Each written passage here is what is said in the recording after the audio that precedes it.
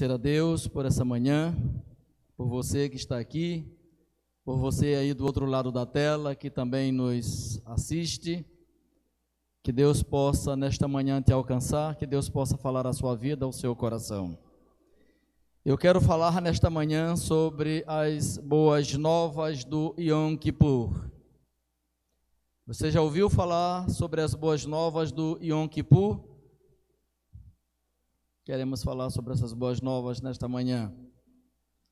Você sabe o que significa Yom Kippur? Yom Kippur? Eu sei que alguns sabem. Quantos não sabem o que é Yom Kippur? Os que não sabem. Olha que coisa boa, gente. Apenas uns 12 bebês que levantaram a mão aí, né? Graças a Deus. Yom Kippur significa o que, irmãos? Dia da expiação. O dia da expiação. O Yom Kippur. O dia em que o sumo sacerdote entrava no Santo dos Santos para a purificação do santuário. O Yom Kippur era o dia do juízo. O Yom Kippur era o dia do juízo. Os judeus, quando tratavam desse dia, para eles estava muito bem claro uma coisa: o Yom Kippur é o dia em que nós somos julgados. Era o dia do julgamento. Yom Kippur. E, queridos irmãos, quando se fala em julgamento, bom, nem sempre representa boas novas. Eu confesso a vocês que quando eu era bem novinho na igreja, a ideia de um juízo me aterrorizava. E para muitos vem aquela pergunta: se eu fosse ser julgado hoje, como estaria a minha situação? Chegou a tua hora, chegou o teu dia. Vamos imaginar que terminou o juízo pelos mortos e agora começou o juízo dos vivos. E aí chegou no teu nome. Você estaria salvo ou você estaria perdido? Eu já pensei tanto em fugir de Deus. Eu digo, rapaz, quando o fogo vier, eu caio num rio aí. Ideia de criança, eu era criança na época. Afundo na água até esse fogo passar. Faço alguma artimanha, algum artifício para me livrar dessa condenação. Mas o fato, queridos irmãos, é que dentro da cultura que nós herdamos do período medieval, falar do juízo constituiu-se uma estratégia da igreja medieval para aterrorizar as pessoas, para amedrontar as pessoas, para tirar dinheiro das pessoas, para vender perdão às pessoas, as famosas indulgências. Porque juízo na cabeça da maioria era um tema assim muito preocupante, aterrorizante. Só que nós não podemos negar o juízo. Eu posso ler, por exemplo, Daniel capítulo 7. Daniel capítulo 7. Diz assim, versículo 10. Um rio de fogo manava e saía diante dele. Milhares de milhares o serviam, e miríades de miríades estavam diante dele. Assentou-se o tribunal e se abriram os livros. E lá está teu nome. E lá está o meu nome. Os livros do juízo. Existem ali os livros, os registros, os livros da memória, o livro dos atos, sejam eles bons ou sejam eles maus. E há também o livro, e há também o livro da vida. E aqui está no plural, abriram-se os livros. O outro texto que eu poderia mencionar agora, um texto que todo mundo aqui sabe de cor, primeira mensagem angélica, saiu um anjo voando pelo meio do céu, tendo o evangelho eterno para ser proclamado. E esse evangelho diz o quê? Temei a Deus e dai-lhe glória, porque é chegada a hora do seu juízo. É o que a igreja adventista ensina como sendo o juízo investigativo. Juízo esse que começou em 22 de outubro de 1844. E a autora Ellen White, ela diz o quê? O juízo começou pelos mortos, desde o primeiro homem que morreu na face da terra. E logo o juízo vai passar para quem?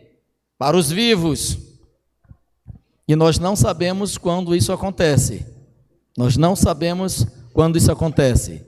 Existem algumas especulações, algumas conjecturas baseadas em algumas questões teológicas, mas eu não vou colocar isso aqui agora, não é do meu interesse. O que eu quero dizer para vocês é, a Bíblia fala de um juízo. A Bíblia diz que todos teremos que comparecer perante o tribunal de Cristo. E mais um texto, queridos irmãos, que eu posso citar para vocês, é Eclesiastes 12, verso o quê? 14, todo mundo conhece esse texto. A suma de tudo que se tem ouvido é, o que é? Teme a Deus e guarda os seus mandamentos, porque esse é o dever de todo homem, porque ele há de trazer a juízo todas as obras, mesmas aquelas que estão ocultas. E a nossa especialização são as obras ocultas. O ímpio não está nem lá. Seja oculta, seja declarado, o ímpio é ímpio. Mas nós não. Por conta da nossa profissão religiosa, nós somos hipócritas. Alguém aqui não é hipócrita? Pelo menos ninguém levantou a mão, só eu. Só como representação. Tá certo? Então, mentiroso só tem uma criança aqui, né? Mas é criança, a gente vai perdoar. Todos nós somos o que, irmãos? Todos nós somos hipócritas. Todos nós representamos, todos nós carregamos uma fachada. Todos nós fazemos isso. Somos hipócritas. Mas a Bíblia diz que Deus ama a verdade no íntimo. A Bíblia fala de Natanael, eis aí um verdadeiro israelita em quem não há o quê? Dolo. Natanael era um homem diferenciado. Então, queridos irmãos, nós somos assim, tem um juízo. E a Bíblia diz que Deus vai trazer a juízo todas as obras. E a Bíblia diz que esse juízo ele vai pegar tudo, pensamentos, sentimentos, ira, raiva, mágoa, ressentimento, dor, essas coisas que nós acalentamos em nosso coração. Diante desse fato, eu estou frito. E eu acho que não estou sozinho. Quantos de nós não carregamos rancor? Quantos de nós não carregamos raiva, mágoa? Quantos de nós não temos pensamentos de condenação contra o nosso próximo? Além das obras que são malignas, nós somos sepulcro caiado, nós carregamos, irmãos, muita maldade dentro de nós. E a menos que o sangue de Jesus nos lave de todo o pecado, nós estamos fritos. Como dizia um professor meu, chileno, se você não responder, não fizer a leitura desses 6 livros em uma semana e trouxer uma resenha crítica, esse no doutorado, você está lacado. Ele não sabia o que significa. Você está lacado. Irmãos, se não for pela graça de Deus, nós estamos o quê? Nós estamos ferrados. Nós estamos mal. Nós estamos mal. Agora, irmãos, o juízo é uma realidade. O juízo é uma realidade. Mas eu falei para vocês que quero falar nesta manhã sobre as boas novas do Yom Kippur, ou seja, as boas novas do juízo. As boas novas do juízo. E nada melhor para nós do que a atitude de Davi. Davi, para mim, talvez seja o melhor personagem da Bíblia para representar uma atitude bíblica correta diante do juízo. Então eu peço que vocês abram suas Bíblias em Salmo 82. Salmo 82. Olha o que Davi faz. Espantoso isso que Davi faz. Salmo 82. e 2. Ele diz assim, 82, verso 8: levanta-te, ó Deus, julga a terra, pois a ti compete a herança de todas as nações. O que Davi está fazendo? Davi está pedindo para Deus se levantar e julgar. Senhor, está na hora do Senhor julgar a terra, está na hora do Senhor julgar as nações.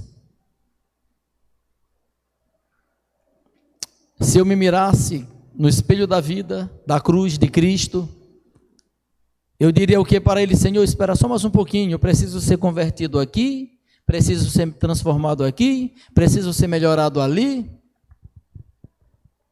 Mas ele diz o quê? Chegou a hora do juízo, Senhor, vem me julgar.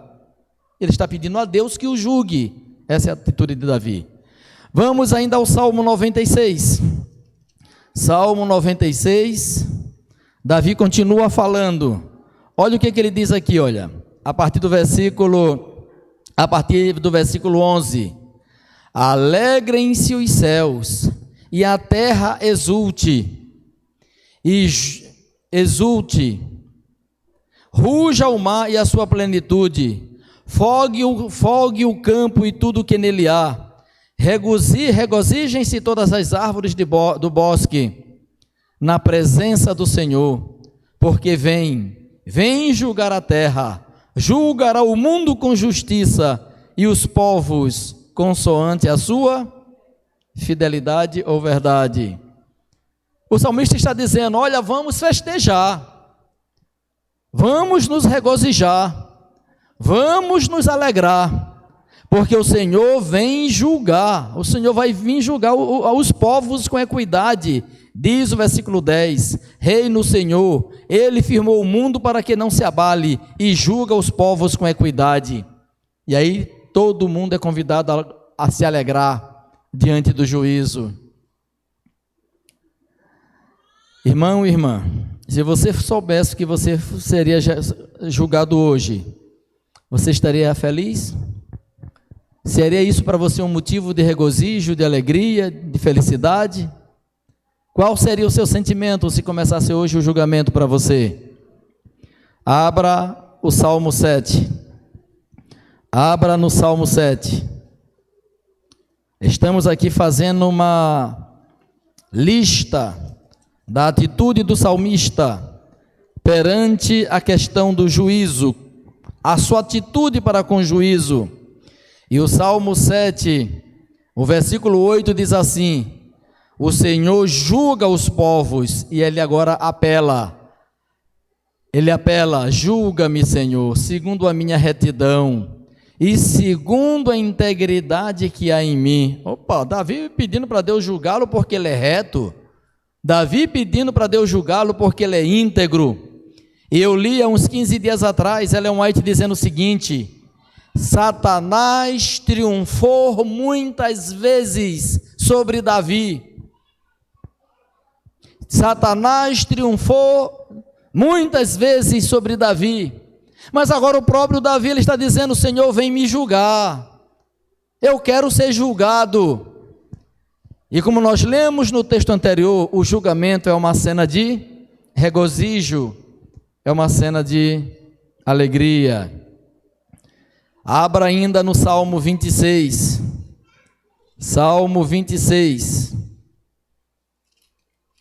veja a atitude de Davi, versículo 1, faze-me justiça, Senhor, pois tenho andado na minha integridade e confio no Senhor, sem vacilar.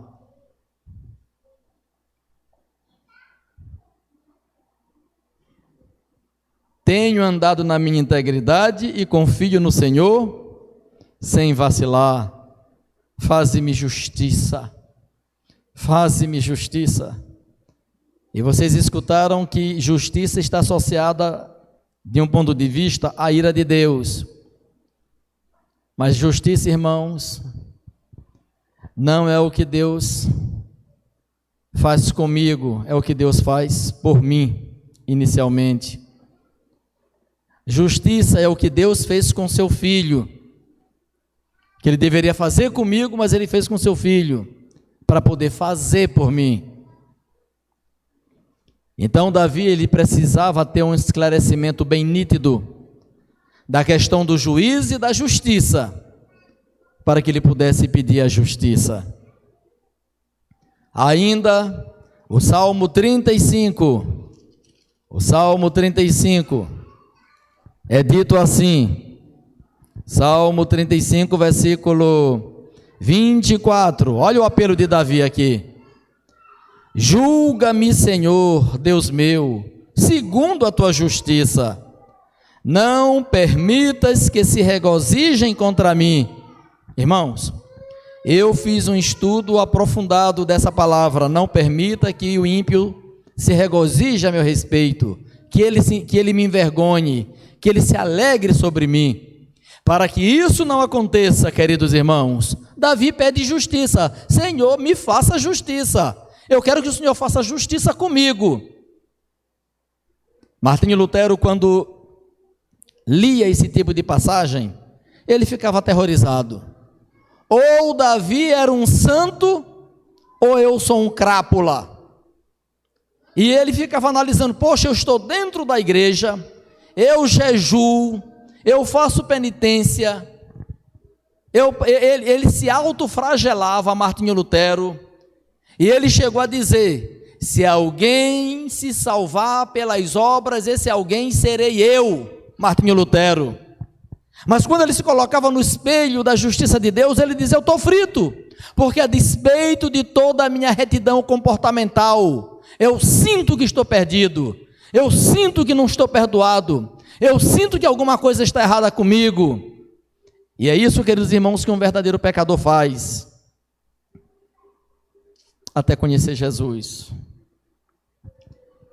E aí, ainda no capítulo 43 de Salmo, eu só estou citando esses textos aqui, para a coisa ficar bem entendida, bem assentada. Salmo 43, ele diz assim: faze-me justiça, ó Deus, e pleiteia a minha causa contra a nação contenciosa. Em tudo isso ele anseia pelo juízo, ele pede o juízo, ele quer o juízo. Agora, irmãos, por que Davi pedia o juízo? Por que ele queria a justiça? Porque ele era perfeito? Ele era perfeito? Qual era a atitude de Davi para consigo mesmo? Como ele se via diante do espelho da lei, diante do espelho, queridos irmãos, da cruz, do Santo de Deus que é Jesus Cristo? Como eu falei ontem, como é que Davi se via? Como ele enxergava a si mesmo? A resposta está no Salmo 51, versículo 3 e 4, quando ele diz assim: pois eu conheço as minhas transgressões, e o meu pecado está sempre diante de mim. Até parece Paulo falando, como eu apresentei ontem. Eu sei que eu sou pecador, eu tenho consciência do que eu fiz, eu não estou aqui querendo negar o meu passado, eu não estou aqui querendo pousar de um santarrão, que agora está aqui como se nunca nada tivesse acontecido. Ele diz: o meu pecado está sempre diante de mim. E ele continua: pequei contra ti somente, e fiz o que é mal perante os teus olhos, de maneira que serás tido por justo no teu falar, e puro no teu julgar. Você lê esse texto aí, qual é a sua conclusão? Davi está doido da cabeça, Davi está louco. Como é que alguém que diz que pequei contra ti, o meu pecado está sempre diante de mim, como é que Davi agora chega para Deus e diz: eu quero que o Senhor me julgue, porque eu sou íntegro, porque eu estou firme, porque eu confio, vem me julgar, Senhor, eu não quero ser envergonhado. Irmãos, como é que um pecador vai escapar da vergonha que um juízo pode trazer sobre ele? Davi não era tolo. Davi não era tolo. Ele, queridos irmãos, ele conhecia muito bem a doutrina do santuário. Ele conhecia muito bem a doutrina do santuário. E lá em Levíticos capítulo 14, quero chamá-los a lá, Levíticos 14.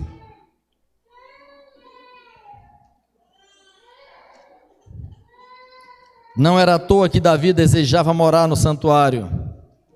Ele ansiava estar na casa de Deus. E em Levítico 14, queridos irmãos, versículo 4 a 6, diz assim: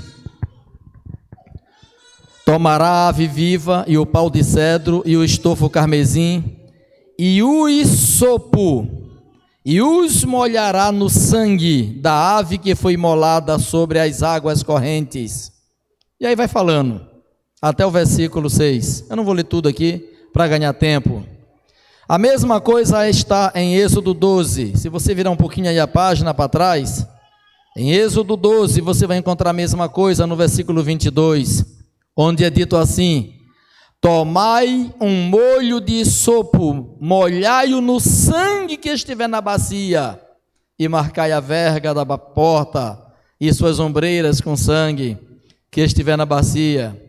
Nenhum de vós saia da porta da sua casa até amanhã. Como é que começa o texto? Tomai um molho de hisopo, molhai-o no sangue. Queridos irmãos, quando Davi diz assim: Senhor, me julgue, Senhor, faça justiça, já chegou a hora, estou ansioso, eu quero o juízo. Aí você olha para a vida de Davi: poxa, mas o cara adulterou, o cara mentiu, o cara matou, o cara foi um tremendo de um ordinário, fez tremenda safadeza, fez sim, ele armou, ele arquitetou, ele sendo rei de Israel, sendo um homem religioso, mas ele praticou tanto a parte aberta do pecado como a parte sutil do pecado, que nem eu falei ontem. E ele disse assim: poxa, eu vou embriagar Urias, e eu vou mandar Urias para casa para ele fazer sexo com a mulher dele, porque a mulher já engravidou e o filho é meu, e para esconder agora eu vou agir de forma sutil, vou arquitetar um plano. Irmãos, Davi foi extremamente maquiavélico, safado. Por que nós gostamos de Davi? Porque nós nos parecemos muito com ele. É ou não é? Veja, irmãos, muitas pessoas dizem assim: eu gosto muito de José porque eu me pareço com ele. A maioria de nós gostamos de Pedro, porque a gente se parece com Pedro. É ou não é? É. Isso é mal? Não. Até certo ponto não. Porque quando eu encontro um Manassés salvo na Bíblia, quando eu encontro um Nabucodonosor salvo na Bíblia, quando eu encontro um Davi salvo na Bíblia, quando eu encontro um Pedro salvo na vida, ô Senhor, para mim tem um quê? Porque nós somos tão ordinários quanto eles foram. É ou não é verdade? Nós somos a mesma carne, nós somos o mesmo osso, nós temos a mesma tendência, nós somos herdeiros da mesma natureza pecaminosa, sim ou não? Sim. Mas irmãos, o apelo de Davi foi: Senhor, vem me julgar, Senhor, chegou a hora do juízo, vem me julgar, eu quero ser julgado. E por que Davi queria ser julgado? Vamos ler lá no Salmo 51, porque Davi queria ser julgado. E quando eu li esses dois textos aí, e esse de Êxodo 12, 22, Levítico 14, 4 a 6, aí é que o Salmo 51 vai fazer sentido, queridos irmãos. Quando Davi diz assim no versículo 7, purifica-me com hisopo e ficarei limpo, lava-me e ficarei mais alvo que a... irmãos, Davi não está dizendo que ele não era pecador, Davi não era nenhum puritano, não. Ele no mesmo salmo diz: eu pequei contra ti, eu reconheço o que eu sou, eu sei o que eu faço, eu sei que o meu pecado é um problema sério para mim. Mas assim como eu conheci, tenho consciência do meu pecado, o Senhor também deu-me consciência acerca do hisopo. O que era o hisopo? O hisopo, queridos irmãos, era a vassourinha. Eles pegavam ali uma árvorezinha ali, um negócio lá, uma vassourinha. Vocês conhecem essa vassoura que antigamente a gente varria o chão, né? Era mais ou menos aquilo. Eles pegavam aquela vassoura, o cordeiro sacrificial era morto, e eles imergiam ali a vassoura no sangue do cordeiro. E aí foi essa vassourinha chamada hisopo que eles usaram para passar nos umbrais da porta. Então, quando Davi diz assim, purifica-me com hisopo, ele não está dizendo que é o hisopo que vai purificá-lo, mas uma vez que o hisopo era mergulhado no sangue e utilizado para passar o sangue nos umbrais da porta, e também lá no sacrifício das aves, quando o sangue das aves era salpicado sobre as águas e salpicado pelo ar também, ele está dizendo, Senhor, esse sangue que purifica a água, esse sangue que purifica a terra, esse sangue que purifica o vegetal, porque o sangue de Cristo teve relação com tudo, irmãos. O sangue de Jesus Cristo esteve no ar, o sangue pingando, o sangue de Cristo esteve no reino mineral, o sangue de Cristo esteve no reino vegetal, o chicote ali, o sangue de Cristo esteve relacionado a tudo desta terra, como elemento de purificação, os seus méritos, a aplicação desse sangue. E aí, queridos irmãos, Davi sabia disso. A vassoura só era um instrumento, mas o que de fato fazia a diferença era o sangue. Por isso, diante do sangue, da segurança que o sangue dá, do perdão que o sangue dá, da salvação que o sangue dá, da certeza que o sangue dá, ele não tinha medo do juízo. E quando falava em juízo para Davi, ele dizia que venha, porque eu estou amparado pelo hisopo, porque Deus, mediante o sangue de Jesus, nos purifica de todo pecado. Amém? Amém.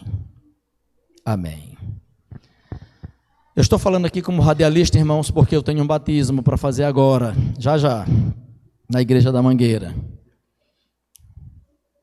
Nosso amigo vai ficar cantando. Depois tem a continuidade, ainda teremos alguns momentos aqui que vocês precisam permanecer. Teremos uma leitura de ata. Mas eu não quero terminar sem dizer para vocês que o juízo na Bíblia, ele é a favor dos santos. O juízo na Bíblia, irmãos, não é contra os santos. O juízo não é para te condenar. O juízo é para te reivindicar. Você não entra na presença de Deus sem sangue, porque se você se aventurar a entrar na presença de Deus sem o sangue de Jesus, você está frito, você está ferrado. É por isso que Davi diz, purifica-me com hisopo. Ele não se aventuraria a pedir juízo sem a certeza do sangue do Cordeiro na vida dele. Por isso, Daniel capítulo 7, ainda, o versículo 22 diz assim, até que veio o ancião de dias e fez justiça aos santos do Altíssimo, e veio o tempo em que os santos possuíram o reino. O que Daniel está fazendo aqui, o anjo está fazendo aqui? O anjo está explicando para Daniel o versículo 9 e ao versículo 11. E esses versículos tratam do juízo. Assentou-se o tribunal e abriram-se os livros. E agora ele vai explicar esse versículo, o anjo, no versículo 22. E ele vai dizer, olha, esse juízo não é para o povo de Deus temer, não é para eles ficarem amedrontados, porque o juízo é para Deus fazer justiça aos seus santos, é para Deus dar o reino aos seus santos. E é por isso que lá na parábola das bodas, e Ellen White coloca isso muito claro no livro Parábolas de Jesus, ela diz que hoje eu e você entramos no santuário junto com Jesus para receber o quê? Para receber o quê, irmãos? Para receber o reino. Jesus está recebendo de Deus o Pai agora no juízo investigativo o reino, e a hora que tiver todo mundo contado, olha, aqui está o meu reino. Todos os salvos de Adão até o último, agora eu vou buscá-los, meu Pai. Agora eu vou buscá-los. O juízo investigativo terminou. Todos foram justificados, todos foram reivindicados, todos foram lavados, todos foram purificados. O juízo é para que eles recebam a certeza da vida eterna eternamente, para que do lado do seu nome seja escrito eternamente, perdoados, para que nós possamos entrar na cidade com todo o direito, diz a Bíblia, como cidadão do reino dos céus. O juízo, irmãos, é ao nosso favor. O juízo é a nosso favor. Apocalipse 7, versículo 13 a 17 diz a mesma coisa. E finalmente 1 João capítulo 1, versículo 9. 1 João capítulo 1, versículo 9. Se confessarmos os nossos pecados, Ele é fiel e o que, irmãos? Justo para nos perdoar os pecados e nos purificar o que? É Ele que nos purifica. Deus só pede o quê? Que eu seja sincero, que eu confesse os meus pecados, que eu não seja hipócrita com Ele, que como Davi eu diga para o Senhor, Senhor, eu sou pecador, o meu pecado está sempre diante de mim, contra ti pequei, Senhor, mas eu apelo para o sopo, eu apelo para o sangue de Jesus, e olha, Senhor, com esse sangue em mãos, eu quero ser julgado, porque eu conheço a grandeza do meu pecado, mas também conheço a grandeza da salvação que há em Cristo Jesus. Amém, irmãos? Amém, irmãos?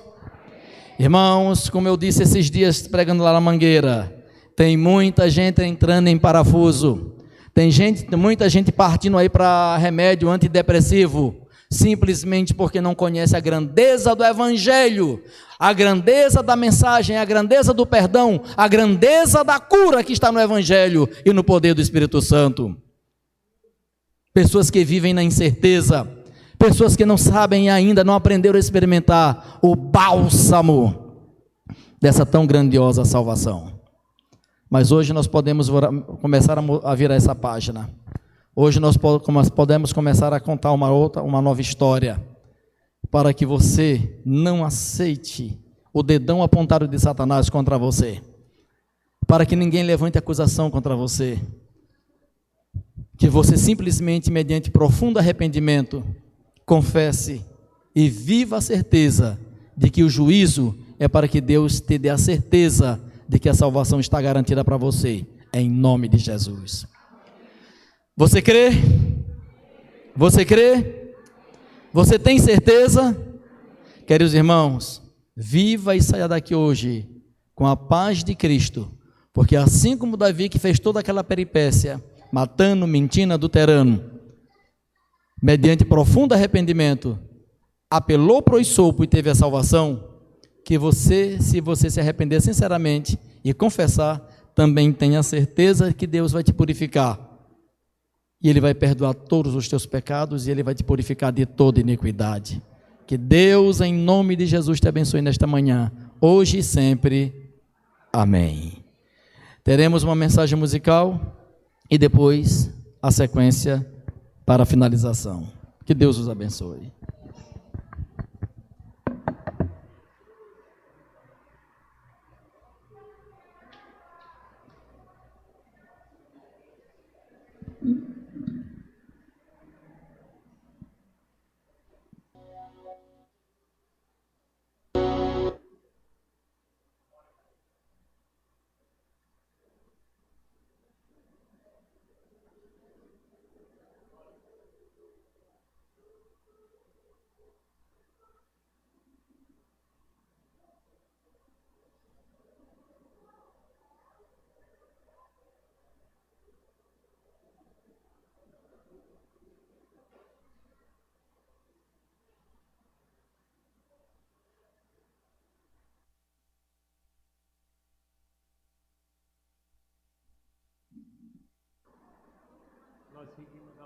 Nós pedimos aos irmãos que se coloquem de pé para a gente fazer a oração final.